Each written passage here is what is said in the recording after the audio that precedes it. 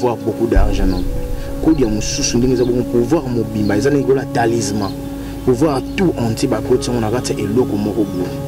Eloko wana na yango so de bili makambo za na poso eloko à transmettre eloko wana. Et d'autres encore des gens qui sont dans code de bouillé, ils ont uniquement pour la richesse, pour la famille et tout ça. Ils ont la famille, chaque famille, et si dans votre famille, vous avez un côté, ils ont quelque part, mais nous autres chamans, là, c'est notre côté. Il y a tout le qui code en est à Wapi. Désigner pas mon désignation familiale, tout désigner un tel à cause de celle dans ma camp.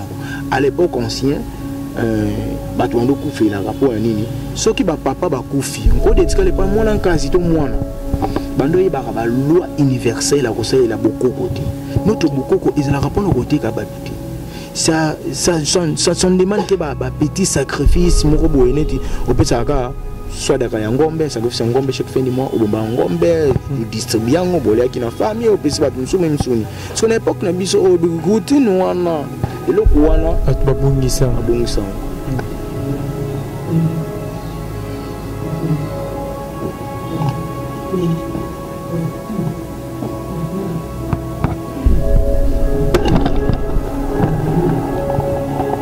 waouh, et tout il y a dire et même là on ne peut pas sacrifier bafana na bango. OK, mais babunda ba contre batu songolo mpakala. Et bon, si nous sommes sur le concert, il faut que ok. Simbité. Commençons par Pasteur Moïse Mbiye. Moi, j'aime ceux qui se répandent. Azala qui n'a mabé à comprendre l'erreur, on a continué, on a quoi bouter en éloti. Mbiye, on y a ta place européenne qui non, Songolo Mpakala pour un succès, Songolo Mpakala pour une onction. Et il a compris que non. Chemin on a les chemin ba magicien te ya ba marabout mais les chemin on a zoté la on battu le ba nanzambe et je dois me remettre dans trois chemins ce qui les lo mutu azongi nzambe na droiture nzambe opesa ba occasion belé et vous verrez que ba guerre et que ça la même entre bango. Je m'aimerais dire à faire rigola, ça a toujours été pendant la fête que les enfants du Dieu sont tués et puis succès. Et ils ont ceux qui ont un succès, un problème, et si tu lui son problème, ils ont été certains internautes qui non, ils ont un problème, c'est un problème, il y a 4 yanda. Alors c'est pas un trick, non, donc ça va passer parce que au moni trop contrarié, injurié et tout ça, ça est artiste moi et là prouvé que je suis un éco.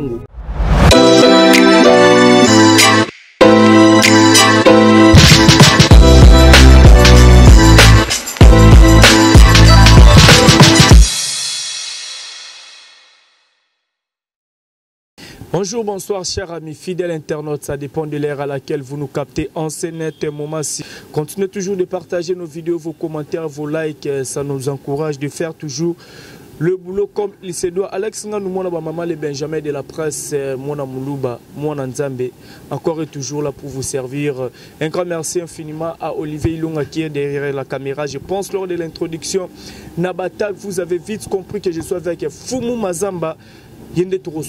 Par rapport à la spiritualité, l'actualité aux autres dominés dans les réseaux sociaux, dans les faits sociaux, tout on a Fumu Mazamba. Olivier Ilonga, ceux qui ont même langage, Fongolanga déjà sur la canne invité qui j'ai dit bonjour Fumu Mazamba. Oui, bonjour. Bonne santé. Ouais, ça t'est très bien. Voilà, première photo yamba on a chaîne sur télé lisanga batubota layo un mot gentil na bango. Ouais, bango nyonso na pesi bango mbote partout bazana mokili partout na pesi bango mbote na bango. Voilà, Fumu Mazamba bazota la biso ba moni déjà ningo zali ozo représenter déjà bokoko oko expliquer na batu ba mot bato monde entier bazota la biso qui est Fumu Mazamba salarani. Donc actuellement Fumu Mazamba a hérité pouvoir chamanique. Un chaman, c'est celui qui relie le monde du vivant et celle des esprits. Donc voilà, un chaman, c'est celui qui relie le monde des esprits et celle des vivants. Dans l'époque ancienne, surtout vraiment dans l'époque Adam, il y aura aussi des religions Adamouna et Zalara déjà dans le monde. Donc, tu veux faire partir à moi, il y a Adam. Maleleel yé mutasalaka chamanisme pour chasser ba démons pour na époque ancien ba démons ba être morobo ya monde na bisoté ba comment ko cohabiter na ba être vivant ensemble yem tataki ba loi wana ndoki ba sorcier boza na butu no molili ba magicien boza na ngambo na bino bo ba marabu boza la bodo yem tako cha loi universelle na monde mystique maleleel et c'est ainsi que chamanisme bimaki na monde. OK. Parce que fumu mazamboza olobi déjà aux hérité pouvoir wana. Musala fumu mazambe zalaka nini musala vraiment nini parce que ba fumu nde bato belé ba bina mboka ba bi keza bato peut-être ba tekaka ba mabele na ba jara biloko bongo sko fumu mazambe sala vraiment nini. Ouais, actuellement un fumu les anon oyo azo représenter mabele tout territoire oyaye azo gérer. OK. Par rapport à quoi? Il y a des coutumes que biso même nam ko lelo bato so ba ko négliger. Et les chefs coutumiers sont là pour remettre les gens dans les bons chemins, dans les droits chemins et tout ça. Allez, si un chef coutumier à cause de la limité, n'a pas chef coutumier, mais hériter les pouvoirs chamaniques, comme chez nous dans l'Ozi, on a besoin de bon à la Bangando. Connaissance et où tu as. Na carte Égypte, en Égypte est gouvernant qui en Afrique. Après un certain moment, Égypte est touché qui point à bana moko boye qui il fallait que les canards rééducation. C'est le loi universelle en Zambie et Israël. Bah nous comment on Égypte, moment on a sur bazalé en Égypte, kolongo en Égypte, les qui na moko ya ba ancêtre na biso ni tout idiatia. Tout idiatia. Ni tout idiatia. Ni tout idiatia. Ma bataille à moto. OK. Kolongo na bango balonga en Égypte bango ba yaki na connaissance na biso na Congo. Kolonga balonga ki batambola na trop monde ba na Israël batambola ka. Ba pe n'époque na batambola bon il y avait une étoile et brilla qui étoile wana et bando la saka bango chemin. Cette étoile là les a quitté na banda na Égypte et quitté bango na Égypte ba Hollande ka étoile wana ko se retrouver na ngambo Brazza. En partant en Brazzaville étoile wana ko zonga na ngambo ya Congo. On est nous diriger ni tout il était avant Basimu Kimbangu avant nos ancêtres Rwanzingankuvu qu'on traversait dans mon traverser un combat au côté de la pygmée. Et le pygmée avait déjà l'air connaissance parce que la pygmée va dompter le pouvoir Moussous va être vraiment. Bah on découvrir la pygmée maman les gars territoire la pygmée bah tout coûte la pygmée bah là qui paye na ba makambo na bango ça là ils avaient une serpent là bah il c'est pas moi un serpent antique na mitou ebelé serpent là selon la tradition nous dit que non ando soufflera moto et ne tout Biati a été celui qui avait déjà hérité le pouvoir au Yamoto. OK. Bon, à certains pouvoirs moto c'est la binobe le komoro parmi les blocs on est tout Biati ya ba pouvoir wana biso ba chaman to hérité ya ko bimsa moto sans que moto za la wana et tout ça ya ko absorber énergie ne tout Biati mutatu tikina ngo ba koko na biso et ne tout Biati ya tango bumaka serpent wana ba zo kisiko mabele o ya ko contre ba pygmée. On a tradition totale sa biso yango et tout petit à cohabiter qui n'a ba oyo bazala qui n'a biso a pesi connaissance oyaye jusqu'à ce qui est arrivé n'importe qui a maman place source na biso siko ya connaissance et bandi ya makas na maman qui pas vite. OK.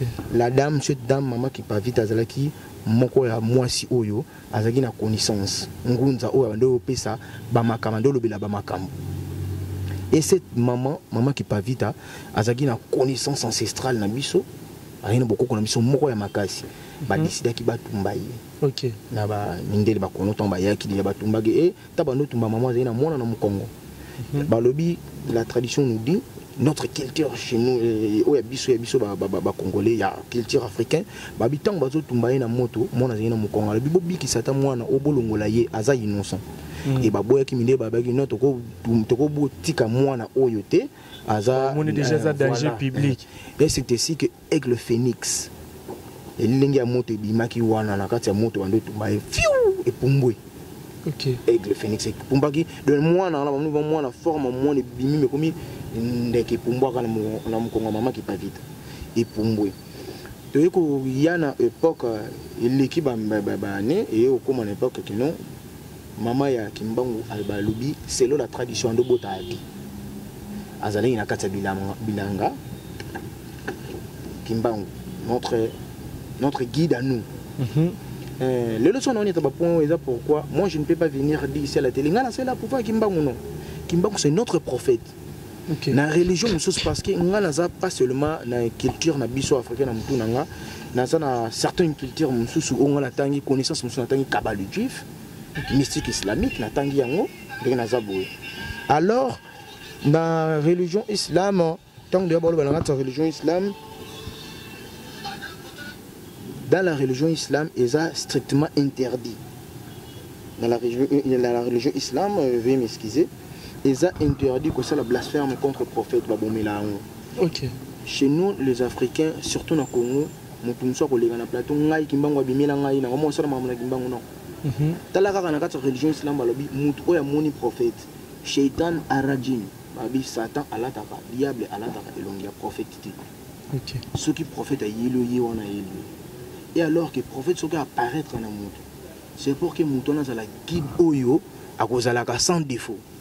Pour Balabina, quand il y a paradis, et ça n'a pas tout hérité dans la catégorie de prophète, donc il y a une catégorie, il y aura des êtres humains normaux, dans la classe de prophète. À l'imam, il y a Kimba Moutango à Betalaki en plein champ. Ils allaient entre, je ne me trompe pas, contre Ngamba Banyanga, mais à l'autre là qui. Papa Simon Kimbango bébé na ngambo ya banyang. C'est un esprit qui est descendu, il y a le belé qui est tala na kati boulot no na mwana moraza kuna ki atala bi kat na kati kuna ko zo mutu wana za kuna na kati ti. C'est là en sorte que ngala zongo bon et le les gars qui wana mystique ils sont mystiques ndinga mimaka Kimbango pa na yela ki secret o ko lobaté des années na vie na ka lokota Kimbango. OK. Le mystique est sur le bilan ngolé pourquoi son a le bilan ramener tant que Mindele Bakanga Kimbango Basalaka autopsie, Bakutaka Namutakalati, il paraît na katina de la vide. La tradition nous dit ça. Donc la mimique à moi thèse, il y a pour ramener qu'il tire na biso les Africains mondam pour nous copier sa briefing, et maman qui pavita, c'est pas vrai Simon Kimbango, l'autre, mais qui sont nani. Il y a Vitakanga, Vitakanga, Azalaki parmi ba oba bunda ba bitumba ya makasi na époque on a qu'il tire na biso, ils à la kaka yango mais Liango le tout le monde roi Léopold c'est qui encore le roi là Léopold moi là Léopold roi na yaki avec remettre fétiche na biso et ça parmi babi loko bazwa biso na donc voilà ko to biso na to botamité ami ma biso culture na biso déjà hier moi thèse na on a pesa mo ki on a ba comprendre nous les chamans toujours dire wapi puis tout à wapi.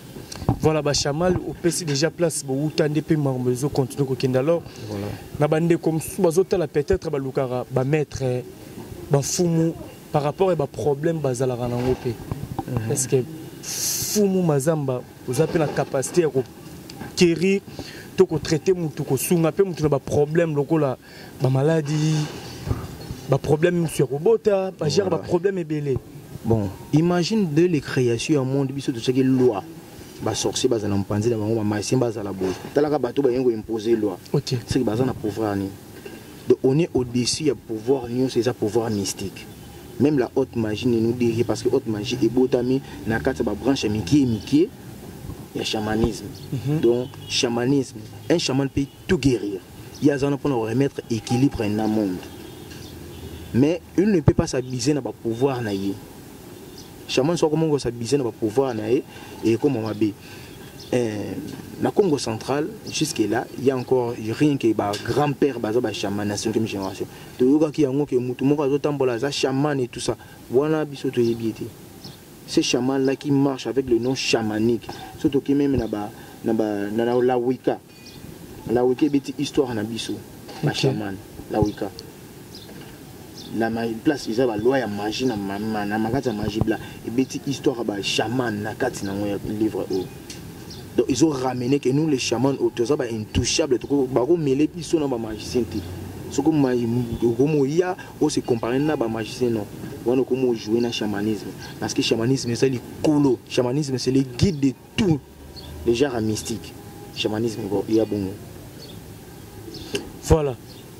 Le roi de Jézabongo Toebi qui est Fumu Mazamba, on repère sa numéro tout à l'heure, bah vous avez un problème, une maladie mais la guérison pour nous retraiter, il faut que la pembe ni tout la musique. Même à distance. Même à distance. Le prophète Jésus a dit ça bateau na quand on lève-toi et marche. OK.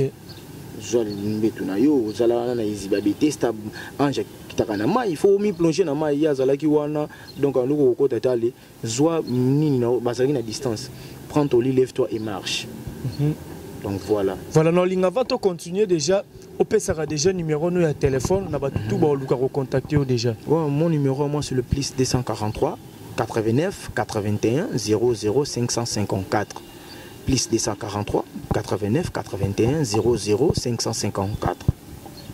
Voilà, on a déjà le numéro, il y a Fumu Mazamba Moutou. Toi, on a besoin, on a un problème. Ou essayer de contacter Fumu numéro. On a sur qui vient tes numéros affichés dans Sewana au Bengi.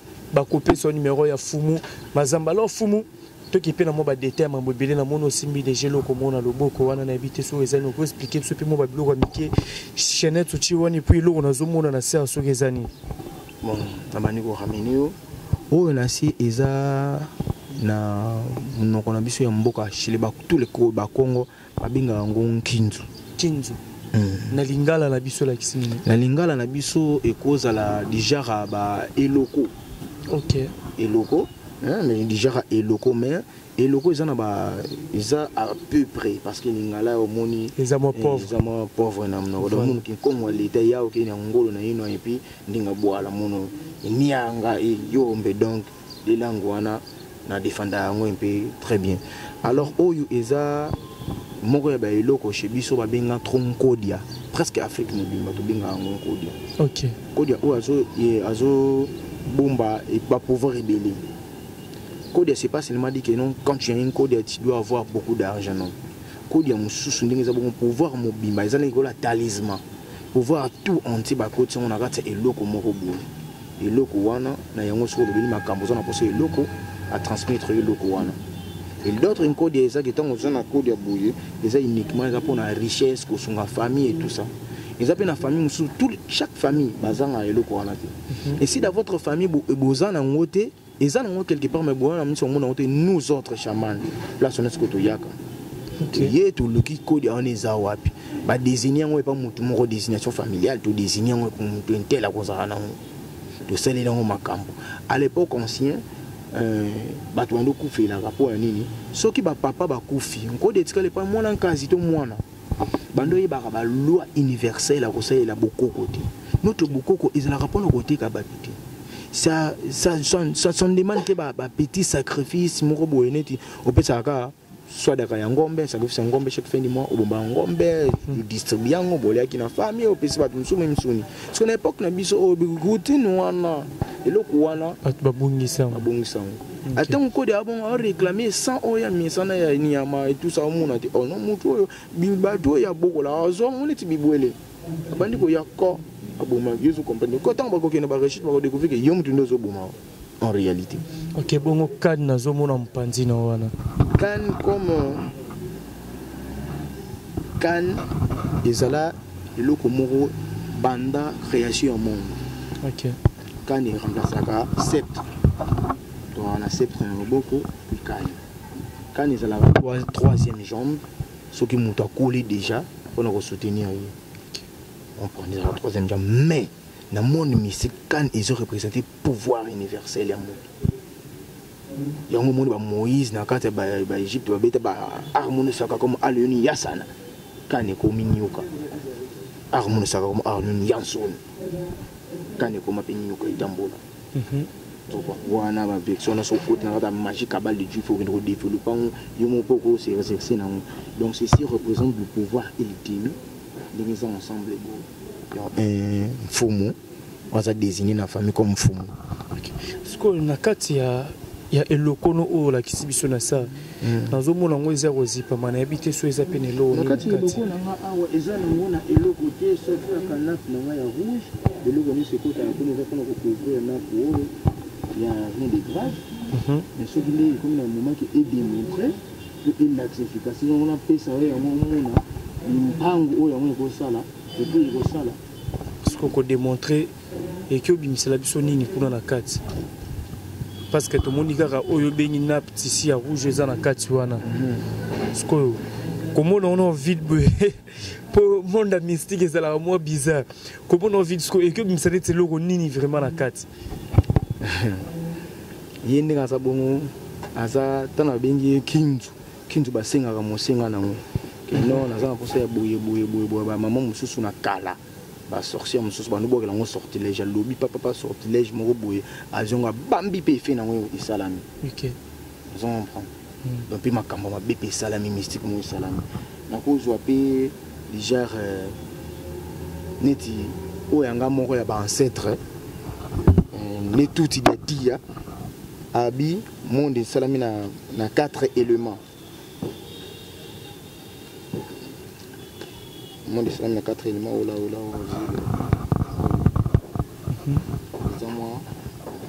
moi parti à zéro. OK. Le monde salami na 4 éléments. Le monde salami na 4 éléments. L'eau, la terre, le feu et l'air. OK.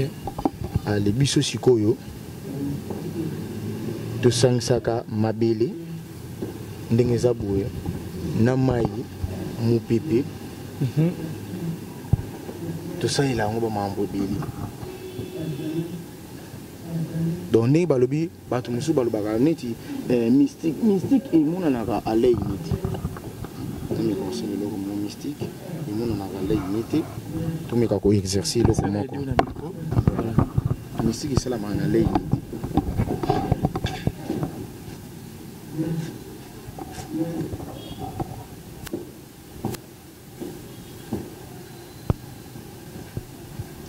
Mystique mon à l'œil neti mais et ça la rama amunango. Mystique mon à l'œil neti mais et ça la rama amunango. Oyo mokili pe ko ndimela te.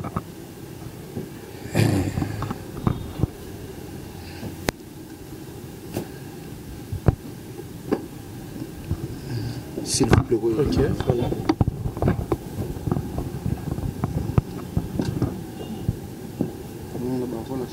On comme chouchou. Bah chef coutumier mazala on maboko.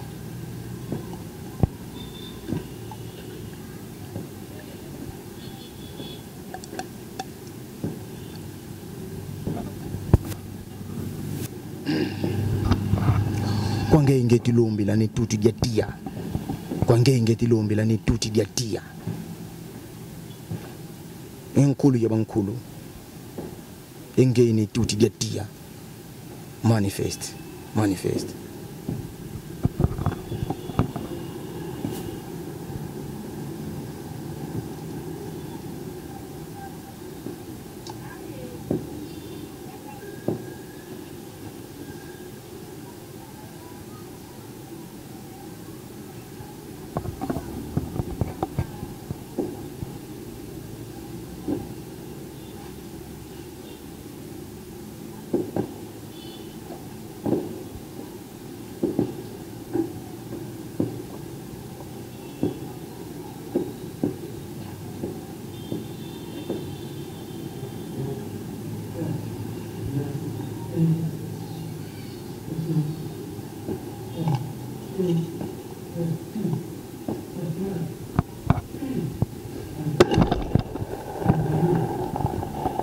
Wow. Et tout il y a dia. Na bisabino no zape na fumu talaka na kimi plateau na bangi plateau. Na moni place appelée Salmet, c'était cher internaute. À l'accès de papier zaki na zélo. Et puis et comme na niveau Eurobi ça va milinge bets na kano kimi singa. Pour fumu azana mo ba pouvoir ngazana ngote faut pe na lenga mwandambu na ndenga bien. Parce que fumu wana epeli sika moto pamba wana siko la sika mwandambu ya capacité ya contrôle ba élément tozala ngona mokili. OK.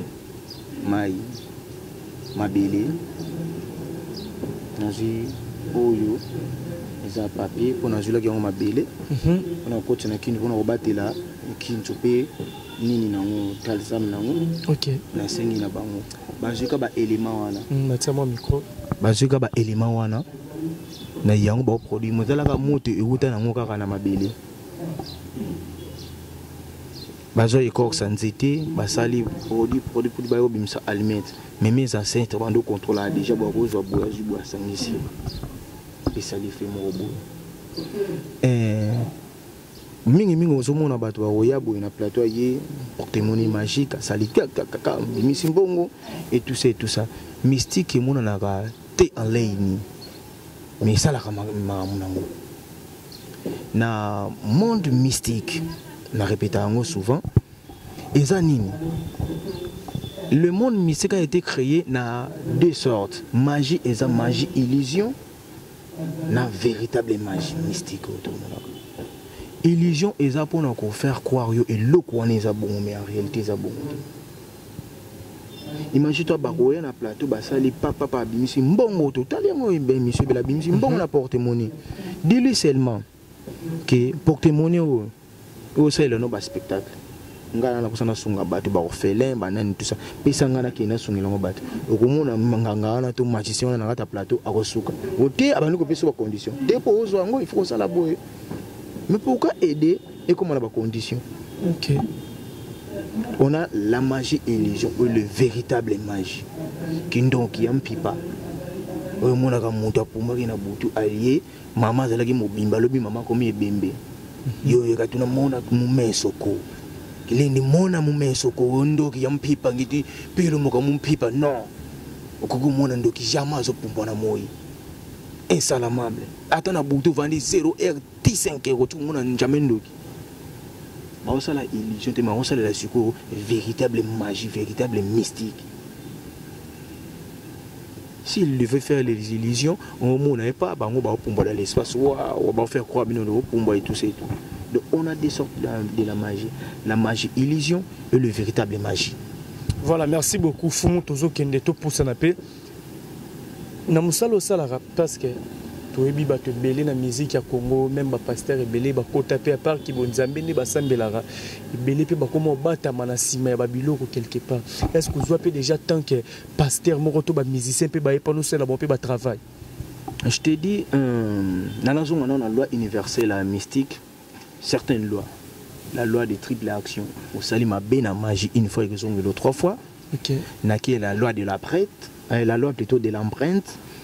Landa ba oyo basalaki makambo na droit chemin et puis troisième loi la loi du silence. Parce que certaines personnes marmo le na plateau ngala simba intel les a sont manque ya contrôle ya zanango.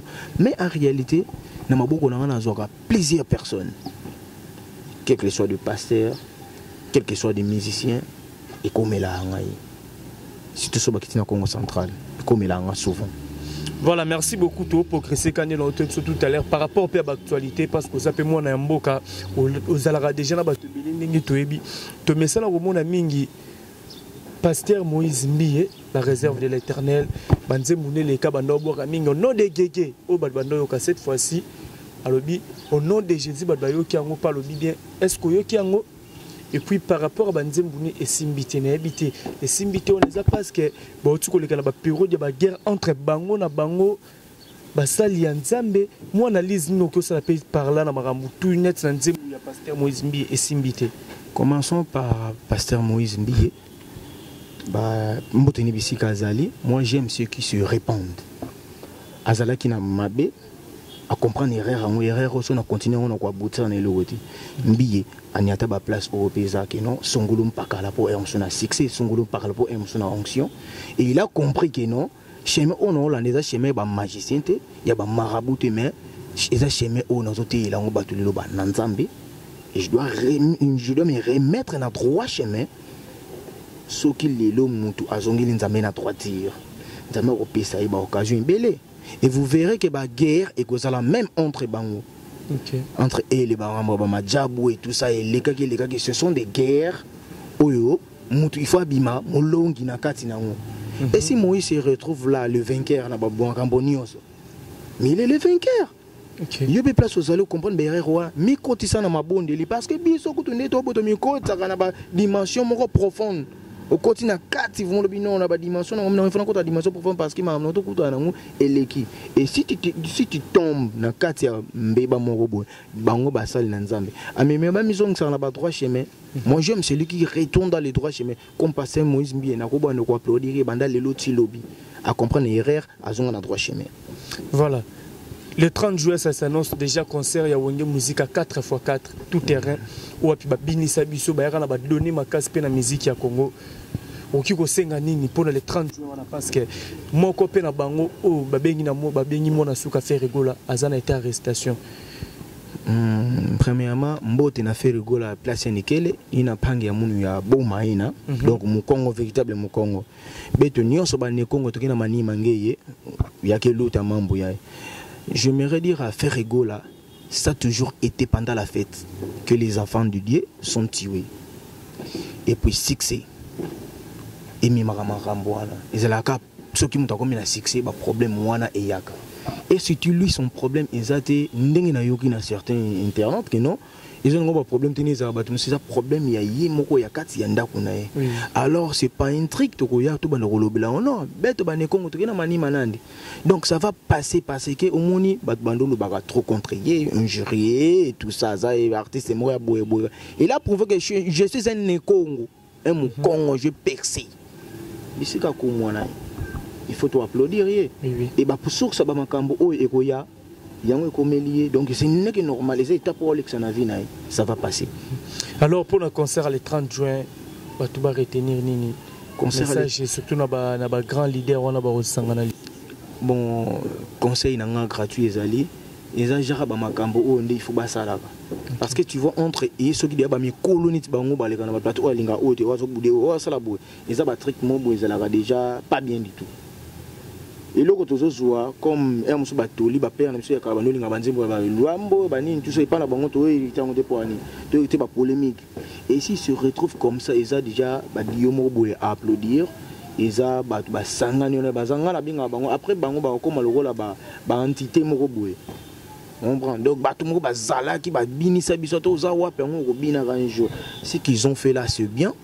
Et le 30 juin, ma bazana ba bénédiction ba presque ba chef coutumier so bazana bénédiction à peuple mobimba y a tous les fanatiques na bango et les cas bien mais je m'aimerais dire ceci et les cas bien la mise au biso mona qui il y aura des morts alors ba mort wana ezala pas plus pour ba kufa bino ba fumu déjà bo mona ke na concert wana ba mort ezali ba mort ngo ezali ba kufa jour wana na stade to za ba sacrifice bo mo ba sala non et même là ne peut pas sacrifier ba fan na bango. OK mais ba bunda ba tumba contre batu songolo mpakala et bon so mutu so sala ke no ngana concert wana faut ba kufa pour ba ina bango. OK donc wana ba yini na bango nde ba créer loko moko po e bebisa image na bango donc wana eza bref na lobelo au moins bon on habite que bango ba ko sacrifier bongo so ba yini ça yango mais peuple ba ozala na bazala prudent eza eloko moko boye soki ezalaki na ba États-Unis ngozala neti un concert du siècle alors yibango na chaque eloko événement ça na siècle ezalaka na eloko moko ezalaka na donc il y a pas de bénéfice à sacrifice. Donc sacrifice que ça a bénéfice on est journée voilà. Merci beaucoup Fumu Mazamba. Nous sommes arrivés vraiment presque à la fin de notre émission ya lelo batu batalio Olivier Longa na vraiment caméra tala vraiment Fumu Yemoko message no que lancer na batu au batalio pour répéter ce numéro à contact et puis je pense qu'on est vous allez sur aux ala batu remercier na peut-être ba F au salara au salon rapidement pour to kabona. Bon premièrement message dans les bosso on a lancé toyoki ba rapport aux OP Samatro que Congo central le mutu maître spirituel la bimina Congo central maître bo Congo central za la berceau il y a mystique nyonso ya Congo et na kati na biso il y a plusieurs charlatans il y a plusieurs batu mo boya sangisi ona oya komi boya ye na plateau le bipe ya za grand maître botala oyo batu bazo ko pesa bino comme maté il y a comme leçon comme prédication na kati ya mutu wana boye ba non celui-là c'est un bon ou celui-là c'est un mauvais. Mes remerciements et surtout les anabino boyambinga boye. Merci beaucoup. Na singino merci belé. Je remercie aussi les dernières il y a famille Mbengu on a bien encore qu'on a matadi. J'espère qu'à mon émission pour accélérer nga so belé à to soulagner parce que c'est meno. Donc je remercie belé et je remercie le futur chaman au baotanga minute yo na Katia to créer et loko moko to donc ben madrasa na arabe loko moko pour ko juste ko pesaka bana ko talisa bana religion na biso chamanisme za nini pe ko talisa ko tangisa bango culture congolais. Donc na remercier ba frère nyonso ba soutenir ngana œuvre wana. Voilà, merci beaucoup Fumu Mazamba. Je pense que Zamba la liboso te yasuka pete yasuka te. De temps en temps ceux qui ba message marambozali torosité te ko contacter pour na ko sur l'actualité voir même évolution. Temple ba retrouver ngai so ba retrouver ngai. Obeti na TikTok mona Fumu Mazamba. Ok, na Instagram okuta Fumu Mazamba, na Facebook okuta ngai ndenge tokola otangi kaba majukaba de juif okota na islam ba pesa yinga kombo ya pharaon na mayelo ba monaki. Donc ils a pharaon Youssouf, pharaon noir Youssouf, mais bah englobé entre parenthèses Fumu Mazamba, parce que si tu descends dans la ville de Matadi tu te dis que non nazoluka la famille Mazamba au monamba mbo direct et soko lingozo ngai temple universel na biso ezali na kati ya Matadi na nord. OK. So comme na mosquée na retourner na zoloka temple ya ba chaman Fumu Mazamba ba ko édikio jusqu'au lieu au coma. Et mon numéro c'est le plus 243 okay. 89 81 00 554. Je suis là pour guider les gens spirituellement, surtout et pour tout. Voilà, merci beaucoup Fumu Mazamba pour honorer une invitation à Bisso. Merci à l'internaute tout besoin vraiment temps et à Kolanda Bisso dans l'émission. Le lobo continue toujours à partager ma vidéo na Bisso, commentaire numéro Fumu Mazamba. Nous avons un problème spirituel. Nous avons un problème spirituel bomi baraté. Au monde ralikambu numéro marche raté. Maladie moro wumelon nzoto. Numéro Fumu Mazamba zana na ko hésiter pour nous contacter Fumu Mazamba. Encore merci Olivier Ilonga. Wa sala ke tokota na banda kuna bino na image kitoko. Merci na ba partenaire na ngatu. Donc le long ben oboka la ngati. Bo skizenga vraiment. To komi vraiment la souki émission na biso, je vous dis bye, au revoir.